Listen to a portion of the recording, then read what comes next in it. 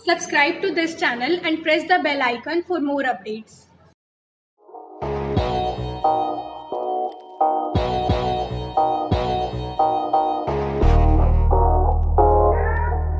Hello student, welcome to Shukla institute.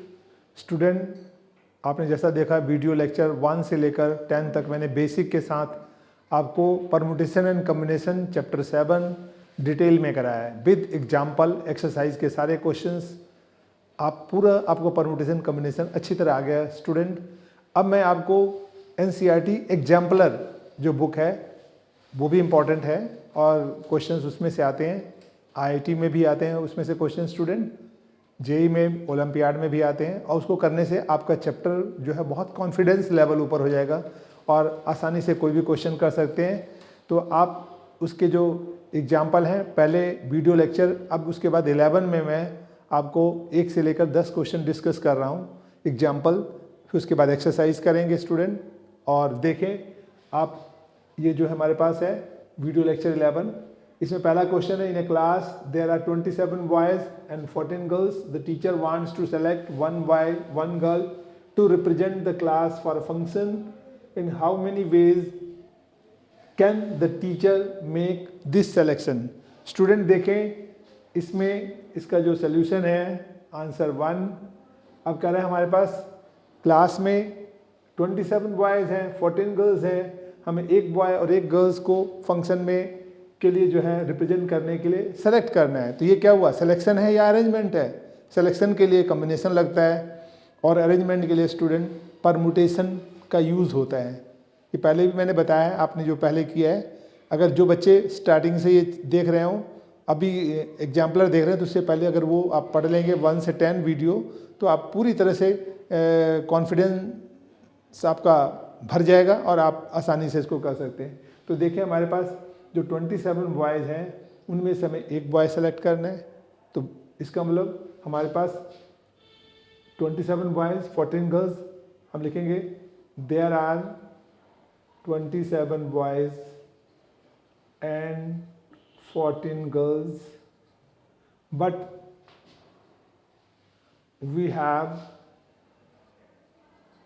to select 1 boy and 1 girl for the function. Then the possible ways will be 27 C1 into 14 C1। Student ये आएगा, selection है। और हमारे पास ये fundamental principle of multiplication है, fundamental principle of multiplication यानी FPM।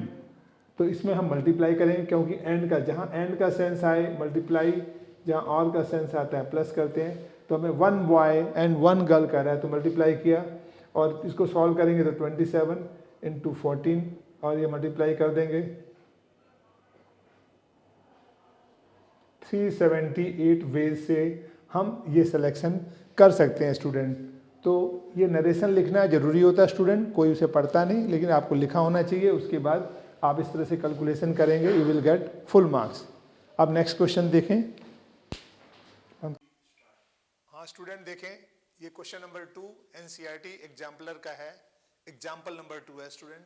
ये है, how many numbers are there between 99 and 1000 having 7 in the unit place.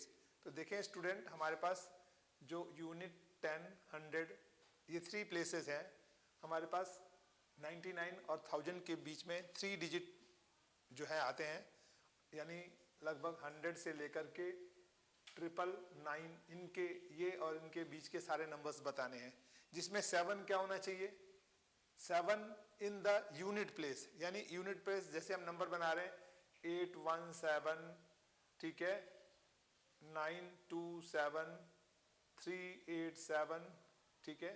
उसने बोला कि 7 in the unit place, 7 unit place पे आना चाहिए। बाकी यहाँ भी ऐसे भी आ सकते हैं, हमारे पास नंबर 777, 871, 7 यानी यूनिट प्लेस पे 7 कंपलसरी है, 10 और 100 पे आ जाए तो कोई दिक्कत नहीं, यहाँ कंपलसरी है। तो ऐसे कितने डिजिट बनेंगे स्टूडेंट? तो हम देखो लिख सकते हैं यहाँ पे यूनिट पे कितनी चॉइस आएगी, केवल एक ही वर्ड लिख सकते हो आप student.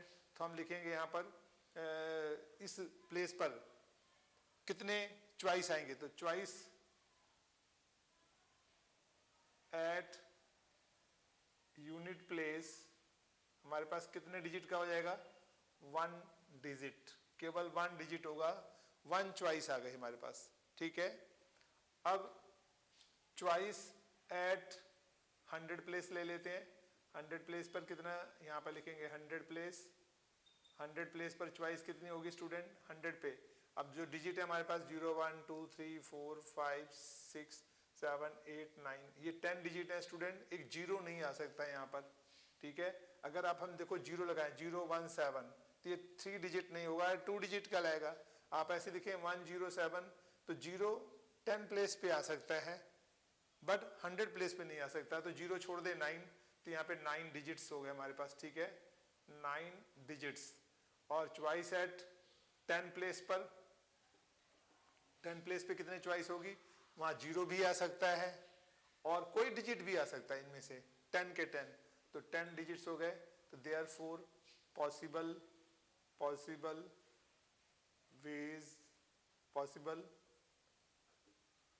Veg will be 1 into 9 into 10। ये हमारे पास फंडामेंटल प्रिंसिपल ऑफ मल्टीप्लिकेशन है, यानी fundamental principle of multiplication FPM use हो रहा है। भाई ये डिजिट चाहिए एंड दिस, तो प्रोडक्ट हो गया और टोटल हो गया 90 वेज। 90 तरीकों से आप जैसे ये वर्ड बनाए 90 बनेंगे टोटल, कहाँ से लेकर के 101 से लेकर 999 के बीच में, जिनमें यूनिट पर एक 7 आना कंपलसरी है, ऐसे डिजिट स्टूडेंट। अब इसी में क्वेश्चन एक और पूछ सकता है कि एग्जैक्टली 1 डिजिट, ये तो बोला कि 1 डिजिट एट यूनिट प्लेस, तो हम 10 पे भी 7 ले सकते हैं, जैसे ये वाला आ गया, और उसके बाद 100 पे भी 7 ले सकते हैं, ये भी आएगा। उसने तो ये नहीं बोला कि 10 पे 7 ना आए और 100 पे 7 ना आए ना।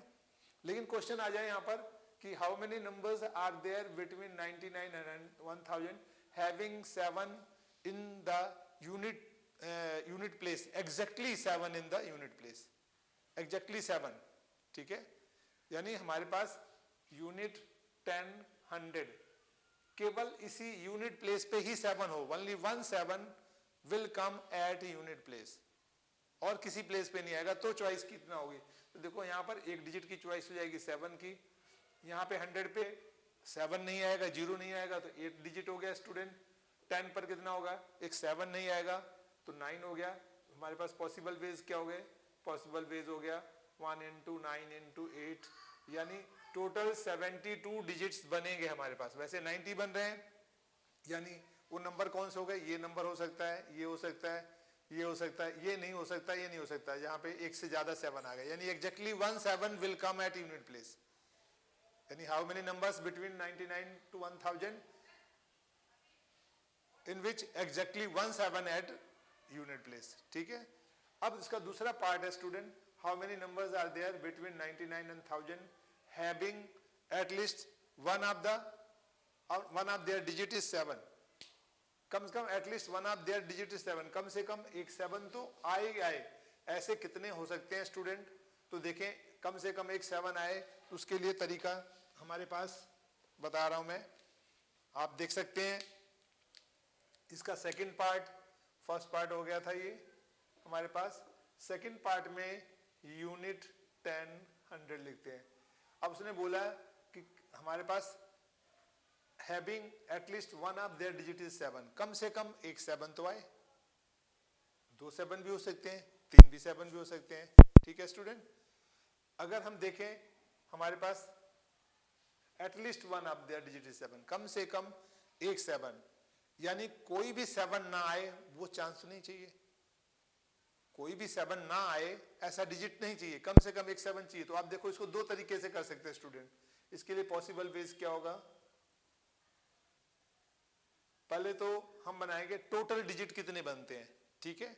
Total digit, total number of digit, total number of 3 digits कितना हो जाएगा हमारे पास, यूनिट 10 100 है, 100 पे तो 9 डिजिट आएंगे, 0 नहीं आएगा स्टूडेंट, ठीक है। इस पे 10, इस पे 10, तो हम लिखेंगे हमारे पास choice eight 9, total number of 3 digits आ जाएगा 9 इंटू 10, ये आ गया 9000, ठीक है, 900 स्टूडेंट। 900 हमारे पास डिजिट बनेंगे जो कहां से स्टार्ट होंगे, 100 से 1000 के बीच में, 100 से 1000 के बीच में 900 ही तो आते हैं, सारे आगे डिजिट। अब उन डिजिट में उसने बोला है हमारे पास at least one of the digit 7, चाहे एक 7 हो, 2 7 वाले हो, तीनों 7 हो, चलेगा, कम से कम एक 7 आना चाहिए। तो हमने बताया कि टोटल तो 900 ये हो गए। अब उनमें ऐसे डिजिट निकाल दो जिसमें एक भी 7 ना आए, जैसे हम लिखे 2 8 1, इसमें कोई 7 नहीं आ रहा है, नहीं चाहिए। इसका मतलब 7 किसी प्लेस पे ना आ रहा हो, ऐसा नंबर क्या होंगे, तो हम लिखेंगे यहाँ पे total number of 3 digits in which no digit is 7, no digit is 7, कोई डिजिट 7 ना हो। तो हम देखते हैं स्टूडेंट यूनिट 10 100, इसमें 100 से शुरू होते हैं, 100 पे हमें 0 भी नहीं चाहिए, ठीक है, हमें 7 भी नहीं चाहिए, तो कितना हो गया 8। अब 10 पे आ रहे हैं तो एक 7 नहीं चाहिए, 9, इनमें भी एक 7 नहीं चाहिए, 9, 8 इंटू 9 इंटू 9, तो ये बन जाएगा हमारे पास 8 इंटू 9 इंटू 9, 648। अब हमारे पास टोटल डिजिट इतने हो गए, विदाउट 7 वाले इतने हो गए। तो possible ways in which at least 17,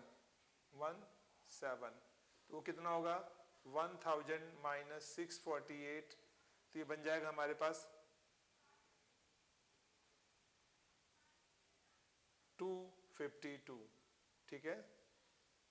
252 digits बनते हैं जिसमें कम से कम एक 7 आया। इसको सेकंड ऑप्शन से भी निकाल सकते हैं स्टूडेंट, सेकंड वे। इसका सेकंड वे क्या बनता है, देखो सबसे पहले हम मान लेते हैं फर्स्ट कंडीशन, 3 कंडीशन बनती है हमारे पास, यूनिट 10 100 है, हम क्या एग्जैक्टली एक 7 आ जाए, ठीक है, एग्जैक्टली हमारे पास यूनिट पर एक 7 हो तो कितने डिजिट बनते हैं, ठीक है स्टूडेंट। हमारे पास यूनिट पर एक 7 हो तो कितने डिजिट बनते हैं, पहले वो हम देखते हैं। इसमें हमारे पास क्या आएगा, यानी हमने यूनिट पर एक 7 रखा तो यहाँ पे चॉइस 1 हो गई, यहाँ पे 100 हमारे पास है ना, ठीक है, 100 में 0 हटा दो, ठीक है, 0 हटा देंगे तो कितने बचेंगे डिजिट 9, और 10 में हमारे पास क्या होगा, 10 में टोटल 10 डिजिट होंगे, तो 10 यानी 1 इंटू 10 इंटू 9, ये आ गया 90 डिजिट।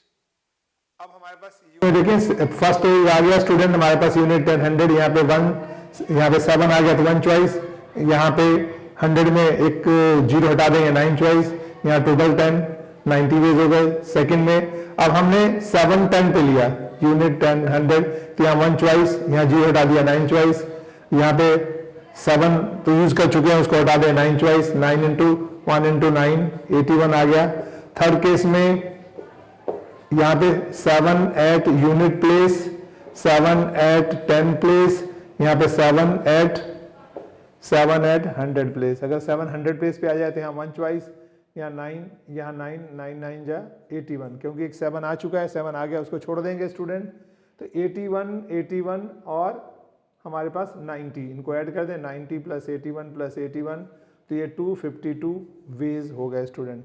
तो देयर आर 2 वेज, एक तो ये हो गया कि टोटल निकालकर विदाउट 7 वाले माइनस कर दिए, या हमने यूनिट वाला निकाल लिया कि यूनिट पर एक 7 आ जाए, फिर 10 पर एक 7 आ जाए, फिर 100 पे 7 आ जाए, तो हमारे पास एटलीस्ट 1 ऑफ देयर डिजिट 7 वाला क्वेश्चन आ गया, कम से कम एक 7 वाला आ गया कि यहाँ भी 7 था, यहाँ भी 7 था, यहाँ भी 7 था। ऐसे हमारे पास 3 वेज बन गए, तो उन तीनों को दिस एंड दिस है तो ऐड कर दिया, 250 वेज आ गया। तो इस तरह से स्टूडेंट ये क्वेश्चन हो गया। नेक्स्ट देखते हैं थर्ड। हाँ स्टूडेंट देखें, ये क्वेश्चन नंबर 3 है एनसीईआरटी एग्जाम्पलर का, अच्छा क्वेश्चन है। In how many ways can this diagram be coloured subject to the following 2 conditions. First condition each of the smaller triangle is to be painted with any one of the three colors red, blue और green. 3 colour हैं, red colour, blue colour and green colour student. अब देखें हमारे पास red colour, ठीक है, उसके बाद है ब्लू कलर और ग्रीन कलर. ब्लू कलर आ गया एंड हमारे पास आ गया तीसरा ग्रीन कलर. अब हमें कितने तरीकों से पेंट कर सकते हैं? दूसरा है no two adjacent regions have the same colours. साथ साथ एक जैसे कलर नहीं आने चाहिए. अब कितनी चॉइसेस बन सकती हैं स्टूडेंट, आप बता सकते हैं? तो अब देखो हम fundamental principle of multiplication system से कैसे कर सकते हैं. तो अब देखते हैं, सबसे पहले हम सेंट्रल ट्राइंगल लेते हैं. सेंट्रल ट्राइंगल क्या है? ये सेंट्रल ट्राइंगल है हमारे पास, DEF. How many choices arising here to paint this central triangle? Means there are 3 ways here. 3 तरीके हैं सेंट्रल ट्राइंगल को पेंट करने के, क्योंकि हमारे पास 3 कलर हैं, रेड है, ब्लू है, ग्रीन है. हम कोई कलर पेंट कर सकते हैं यहाँ पर. यानी चॉइस क्या हो गई हमारी? चॉइस फॉर सेंट्रल ट्राइंगल हम देखो यहाँ पे लिखेंगे, चॉइस फॉर सेंट्रल ट्राइंगल कितना हो गया हमारे पास? 3 वेज. 3 तरीके से हम उसको पेंट कर सकते हैं. कोई भी हम उसमें चाहे कलर पेंट कर दें. सपोज हमने ग्रीन किया तो 3 में से कोई हो गया, एक कलर हट गया स्टूडेंट, तो चॉइस हमारे पास 3 कलर की आ गई ना. देखो हमने पेंट किया इसको और ये पेंट हो गया, हमारे पास ग्रीन कलर आ गया. अब हमारे पास ग्रीन कलर उसने बोला कि यहाँ पे देखो यानी 2 adjacent regions have the same colour नहीं होना चाहिए, इनके साथ साथ सेम कलर नहीं होना चाहिए. इसका मतलब अब आप ग्रीन को यूज नहीं कर सकते. Means there are remaining 2 colour except green for the remaining 3 regions. 3 triangles हैं हमारे पास और सभी के लिए 2 चॉइसेस आ गई. कौन सी चॉइस हो गई? आप यहाँ कोई भी कलर कर सकते हो ग्रीन को छोड़कर, रेड या ब्लू. तो हम देखो लिख सकते हैं यहाँ पर, choice for other triangles. Other triangles का मतलब ये क्या हो जाएगा? ये फर्स्ट ट्राइंगल हो गया. अब सेकंड, थर्ड, फोर्थ, यानी ये फर्स्ट ट्राइंगल हो गया, सेकंड, इसको थर्ड, इसको फोर्थ कह सकते हैं. तो choice for other means second कह सकते हो. सेकंड ट्राइंगल क्या हो जाएगा? 2 वेज, यानी 2 रेड ब्लू में से कोई कलर ले सकते हैं स्टूडेंट. मानो हमने यहाँ पे ब्लू कलर से पेंट कर दिया इसे, ठीक है. तो आपने रेड लिया या ब्लू, कोई भी एक ले सकते हैं, 2 चॉइस हो गई. अब उसके बाद choice for third triangle. Third triangle के लिए क्या हो जाएगा स्टूडेंट? थर्ड ट्राइंगल ये हो गया. तो थर्ड ट्राइंगल में हम रेड करें या ब्लू, मानो हमने यहाँ रेड कर दिया इस तरह से, ठीक है. तो इसके लिए चॉइस कितनी हो गई? 2 वेज. अब choice for fourth triangle. Fourth triangle के लिए कितनी चॉइस हो गई? वो भी 2 है, रेड करो या ब्लू स्टूडेंट. मानो इसमें भी हमने रेड कर दिया, ठीक है, 2 वेज. तो पॉसिबल के बेस क्या हो गया हमारे पास? Therefore possible ways 3 into 2 into 2 into 2, यानी fundamental principle of multiplication system से हमने भाई ये भी होना चाहिए, ये भी 3 into 2 6 into 2 12 into 2 24 वेज, यानी 24 तरीकों से आप इसको शेड कर सकते हैं ट्रायंगल को स्टूडेंट. उसके बाद रेपिटेशन हो जाएगा.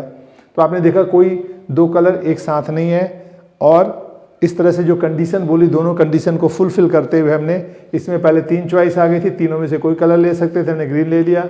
नेक्स्ट में 2 चॉइस बची, इसमें कोई भी ब्लू और रेड ले सकते हैं, यहाँ ब्लू रेड, यहाँ ब्लू रेड, 2 चॉइस इनके लिए हो गई, 3 इनके लिए हो गई. तो 3 into 2 into 2 into 2 24 वेज बन गया. नेक्स्ट क्वेश्चन देखें स्टूडेंट. अब हाँ स्टूडेंट देखें एग्जाम्पल नंबर 4 NCERT एग्जाम्पलर का.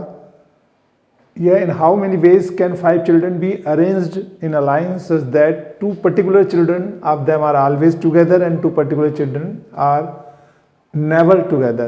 There are 2 conditions in this question, student. Correct? The person want to seated 5 children together, but first condition is what? First condition is 2 children sit together. They want to sit together. Then how many possibilities arise in these questions? यानी 5 बच्चे एक line में बैठना चाहते हैं, condition है कि 2 बच्चे उसमें क्या कह रहे हैं, आर ऑलवेज टुगेदर, वो एक साथ बैठना चाहते हैं। तो देखें स्टूडेंट, हमारे पास मानो 5 स्टूडेंट हैं, A B C D E, इनके नाम है A B C D E. अब हमारे पास इनमें से 2 स्टूडेंट ऐसे हैं, कौन से, ए और सी, ये चाहते हैं कि हम एक साथ बैठें।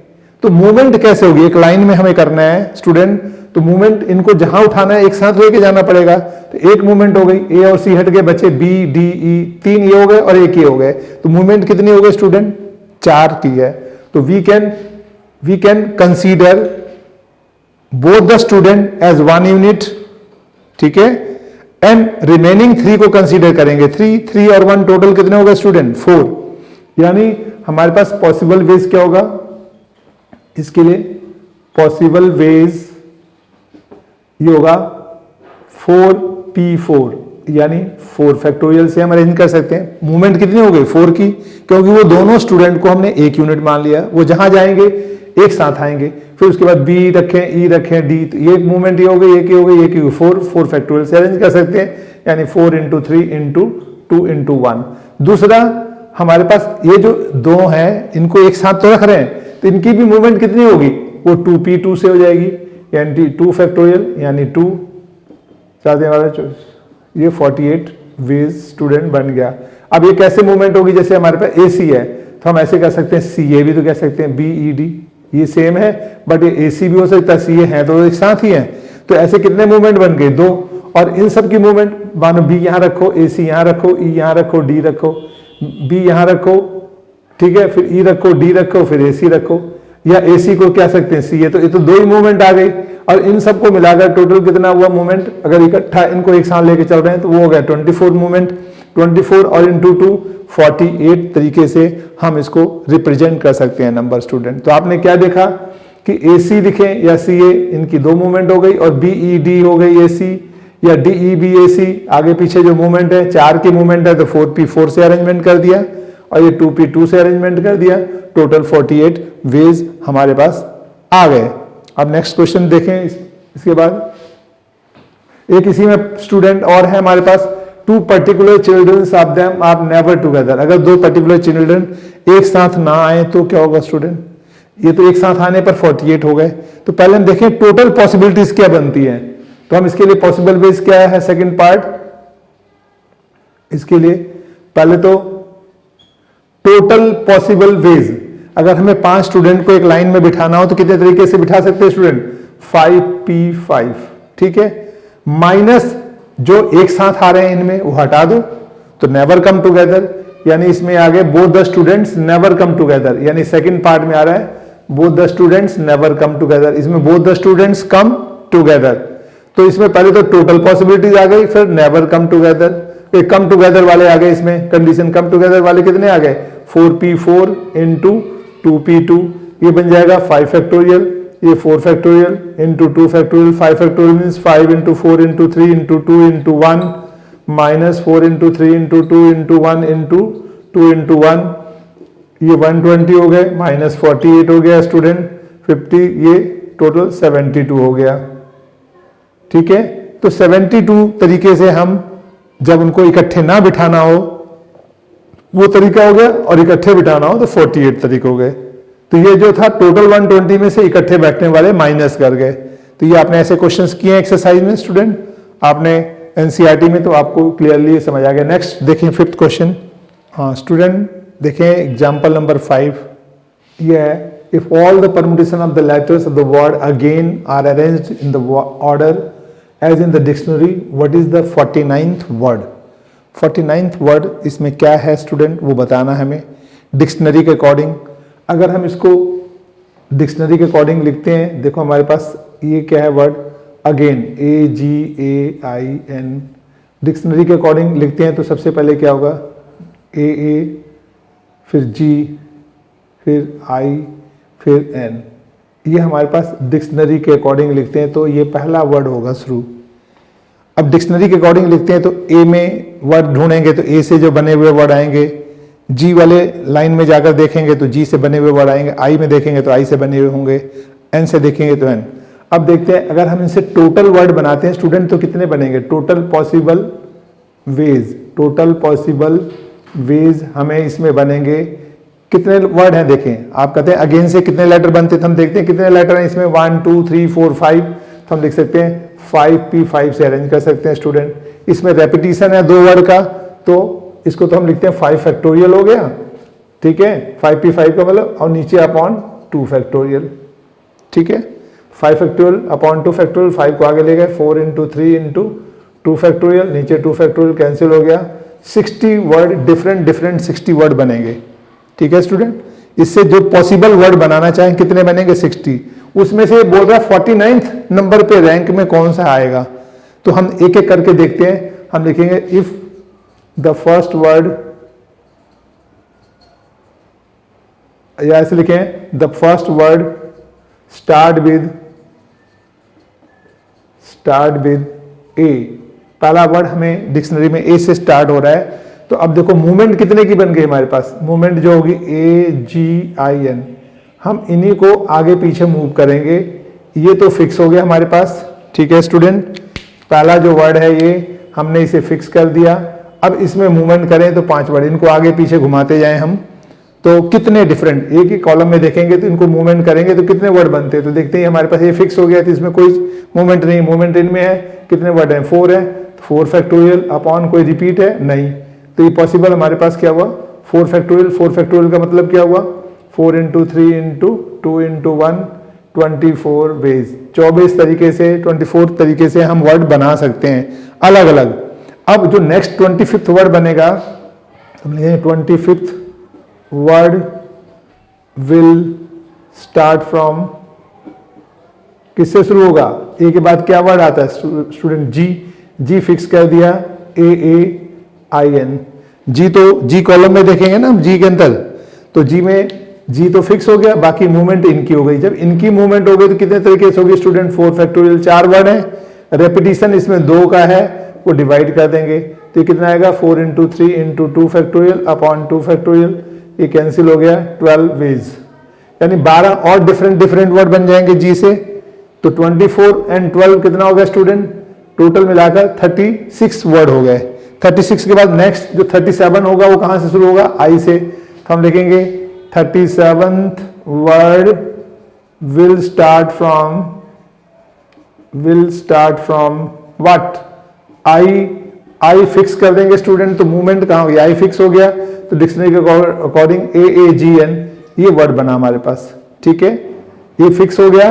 और इनके बाद मूवमेंट इनकी हो गई, तो ये क्या हुआ, 4 फैक्टोरियल अपॉन, फिर वही रिपीट हो गया 2 फैक्टोरियल, 4 इंटू 3 इंटू 2 और नीचे 2 फैक्टोरियल कैंसिल होकर 12 वेज। आप देखते हैं स्टूडेंट 24 12 कितना हो गया, 48 वर्ड बन गए। अब 48 के बाद नेक्स्ट 49th वर्ड जो शुरू करेंगे स्टूडेंट, कहाँ आ गया होगा, 49th word will start from, कहां से शुरू होगा स्टूडेंट, वो शुरू होगा N से, तो आपने देखा N हमने फिक्स कर दिया। N के बाद क्या आ जाता है हमारे पास, AAGI, इसका मतलब 49th वर्ड क्या हो गया हमारे पास, NAAGI, नागी, ये 49th वर्ड हो गया डिक्शनरी के अकॉर्डिंग। जो 60 वर्ड बनेंगे उसमें 49th वर्ड हमारे पास ये नागी होगा। तो यही बताना था 49th वर्ड क्या है। क्लियर हो गया? मैं रेपिटेशन एक बार कर रहा हूं स्टूडेंट। पहले तो हम देखते हैं अगेन से हम कितने वर्ड बना सकते हैं। तो अगेन में देखो 5 वर्ड आ रहे हैं, 5 फैक्टोरियल, रिपीट क्या आ रहा है 2, डिवाइड कर दें तो सॉल्व करके हमारे पास 60 वर्ड डिफरेंट आ रहे हैं। उसमें करा 49th रैंक पे कौन सा नंबर आ रहा है, कौन सा वर्ड आ रहा है बताओ। तो हम देखते हैं, हमें एक एक करके चेक करना पड़ेगा कि पहला जो वर्ड है डिक्शनरी अकॉर्डिंग ये लिखे हैं, तो ए से शुरू कर देते हैं। तो ए तो फिक्स हो गया, मूवमेंट इनकी होगी 4 है, 4 फैक्टोरियल, 24 वर्ड बन गए। अभी तो 49 नहीं पहुंचे, नेक्स्ट जाते हैं 25th कहां शुरू होगा, जी से, जी फिक्स कर दिया, AIN मूवमेंट हो गई, 4 फैक्टोरियल नीचे रिपीट हो रहा है, 2 से डिवाइड कर दिया, 12 डेज हो गया। अब हो गया टोटल 36, 37 कहां शुरू हो जाएगा, आई से शुरू होगा तो AAGN हो गया, आई के बाद AAGN, और इनकी मूवमेंट होगी 4 फैक्टोरियल, रिपीट 2 हो रहा है, डिवाइड कर दिया 12, तो टोटल 48 हो गए स्टूडेंट को आ गया 12, 24, 12। अब 49th जो शुरू होगा कहां से होगा, N से होगा, N से होगा, बाकी हमारे पास AAGI यानी ये 49th वर्ड हो गए। और अब आगे हमें जाना नहीं करा, 49th ही बताओ। तो हमारे पास और आगे जाना हो तो 12 ही वर्ड बनेंगे, टोटल मिलाकर 60 हो जाएंगे। लेकिन 49th बोला है तो NAAGI, ये नागी वर्ड हो गया स्टूडेंट। N तो फिक्स है, बाकी ये पहला वर्ड। आगे इसे मूवमेंट करो, आगे निकालते जाओ। 50th वर्ड निकालना है स्टूडेंट, तो आपको क्या होगा, अगर पूछता है क्वेश्चन में 50th वर्ड निकालो, 50th वर्ड क्या हो जाएगा, NAAIG। ऐसे मूवमेंट इनके करते जाओ चेंज, ऐसे वर्ड आते जाएंगे स्टूडेंट। ठीक है, हमें तो 49th बोला था, हम यहीं पे लिख देंगे, यहीं पे एंड हो गया क्वेश्चन। अब नेक्स्ट देखें क्वेश्चन 6। हाँ स्टूडेंट देखें एग्जाम्पल 6 NCERT एग्जाम्पलर का। In how many ways 3 mathematics books, 4 history books, 3 chemistry books and 2 biology books can be arranged on a shelf so that all books of the same subjects are together? Student, बहुत ही अच्छा question है। देखो हमारे पास अलग अलग हैं, 3 mathematics books हैं, ठीक है, मैथमेटिक्स बुक्स हैं, और उसके बाद 4 हिस्ट्री बुक्स हैं, और हमारे पास 3 केमिस्ट्री बुक हैं, और उसके बाद 2 बायोलॉजी बुक्स हैं। आप देखते हैं ये जो 3 मैथमेटिक्स हैं, यानी एक बुक हो गई मैथमेटिक्स 1, मैथमेटिक्स 2, मैथमेटिक्स 3, हिस्ट्री का हिस्ट्री 1, हिस्ट्री 2, हिस्ट्री की 3, हिस्ट्री 4 बुक होगी, chemistry 1, chemistry 2, chemistry 3, biology 1, biology 2। आप देखते हैं अब इसने बोला है क्वेश्चन में on a shelf so that all books of the same subject are together, यानी मैथमेटिक्स एक साथ आए, बायोलॉजी एक साथ आए, केमिस्ट्री एक साथ आए, हिस्ट्री एक साथ आए।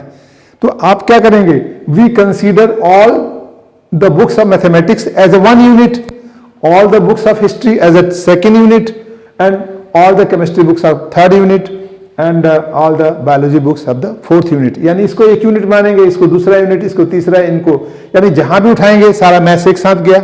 यानी हमारे पास ये यूनिट 1 हो गया, ये यूनिट 2 हो गया, यूनिट 3 हो गया, यूनिट 4 हो गया। यानी जहां भी जाएगा एक यूनिट, मैथमेटिक्स एक साथ, बायोलॉजी एक साथ, हिस्ट्री एक साथ। तो इसके मतलब मूवमेंट कितनी हो गई स्टूडेंट, 4 की मूवमेंट हो गई, 4 यूनिट हो गए। एक यूनिट ये, एक यूनिट हमारे पास देख रहे हैं आप, एक यूनिट हमारे पास कौन सा हुआ, ये मैथमेटिक्स का, दूसरा यूनिट हिस्ट्री का, तीसरा केमिस्ट्री का, चौथा बायोलॉजी का। तो जहां भी मूवमेंट होगी 4 यूनिट की होगी। तो इसके लिए हम पॉसिबल वेज क्या लिखेंगे student, possible ways, number of possible ways 4 factorial, यानी चारों यूनिट को अरेंज करने के लिए हम 4 फैक्टोरियल लिखें या 4p4 लिखें। एक ही मतलब 4 यूनिट है और चारों को अरेंज करना है, सॉल्व करेंगे तो 4 फैक्टोरियल आएगा। अब देखते हैं इसके अंदर जो अंदर से है, जैसे मैथमेटिक्स 1 2 3, तो इनको अरेंज करना हो तो आप लिखो मैथमेटिक्स 1, मैथमेटिक्स 2, मैथमेटिक्स 3, फिर मैथमेटिक्स 2 यहाँ रख दो, मैथमेटिक्स 1, मैथमेटिक्स 3 यहाँ, 3 यहाँ रख दो, 1 यहाँ रख दो, 2 यहाँ रख दो, मैथमेटिक्स 3 यहाँ रखो, 2 यहाँ रखो, 1। ऐसे कितने तरीके से अरेंज कर सकते हैं स्टूडेंट, ये तो 3p3 यानी 3 फैक्टोरियल, यानी 3 into 2 into 1 यानी 6 वे से इसको अरेंज कर सकते हैं। आपस में तो चेंज कर सकते हैं ना।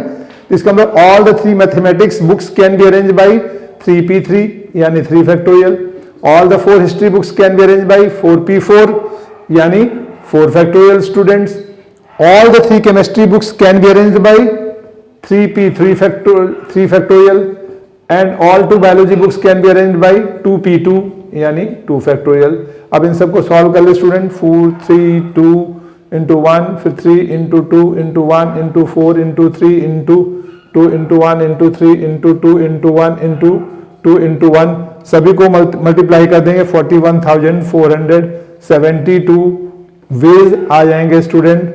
ये हमारे पास आंसर होगा। इतने तरीके से हम इनको रिप्रेजेंट कर सकते हैं, तभी इसको बोलते हैं how to count without counting. बिना काउंट किए हम कैसे पॉसिबिलिटी सारी निकाल लेते हैं। तो हमें नॉर्मली तो पता नहीं लगता, लेकिन इस मेथड से हमारा दिमाग शार्प हो जाता है और तेज होता है इस चैप्टर को पढ़ने से स्टूडेंट। तो आप देखें ये जो मैं एनसीईआरटी एग्जाम्पलर के क्वेश्चंस करा रहा हूं बड़े इंपॉर्टेंट है आपके बोर्ड के लिए, तो बहुत अच्छा है ही है।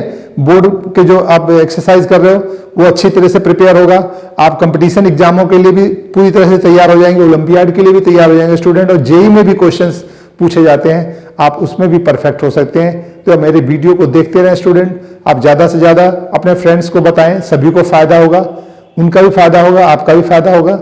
और ज़्यादा देखें, आपको कोई प्रॉब्लम आती है तो कमेंट बॉक्स में जाकर कमेंट भी करें स्टूडेंट कि क्या दिक्कत आ रही है, आपको कोई समस्या आ रही है, और टेस्ट पेपर में जो देता हूं वो भी करें, तो आपको कॉन्फिडेंस आ जाएगा और अपने आप आप चैप्टर के मास्टर बन जाएंगे, आपको किसी की जरूरत नहीं पड़ेगी स्टूडेंट।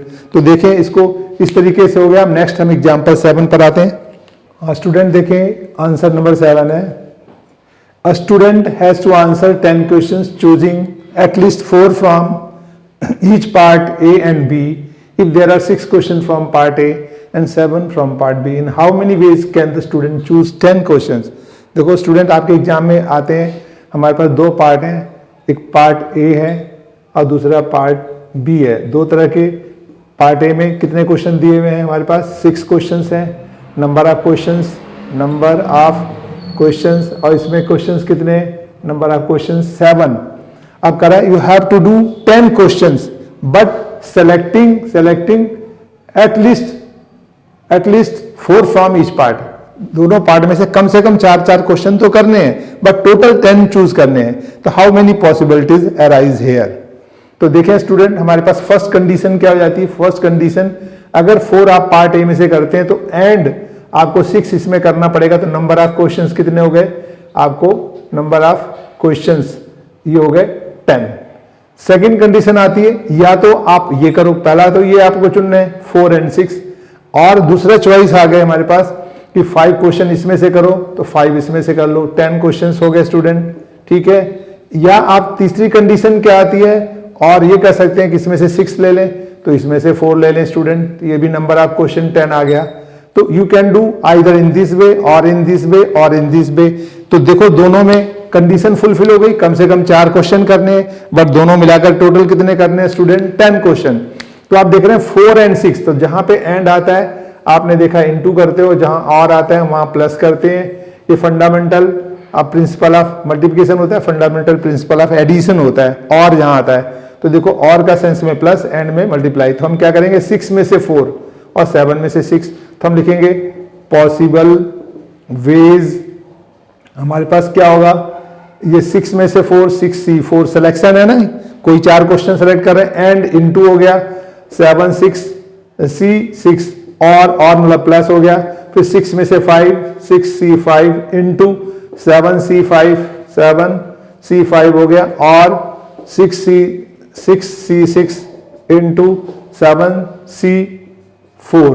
तो ये पॉसिबिलिटी आ गई स्टूडेंट। अब इसको सॉल्व करेंगे तो देखो आएगा 6 इंटू 4 है तो 6 factorial upon 4 factorial into 4, 6 minus 4 2 factorial, ये 7 फैक्टोरियल, नीचे 6 फैक्टोरियल, 7 माइनस 6 1 फैक्टोरियल, ये 6 फैक्टोरियल अपॉन 5 फैक्टोरियल, 6 5 1 हो गया इंटू 7 फैक्टोरियल, और ये 5 फैक्टोरियल, और ये 2 फैक्टोरियल हो गया, ये 6 फैक्टोरियल, नीचे 6 फैक्टोरियल और 0 फैक्टोरियल इंटू 7 फैक्टोरियल, नीचे 4 फैक्टोरियल इंटू 3 फैक्टोरियल।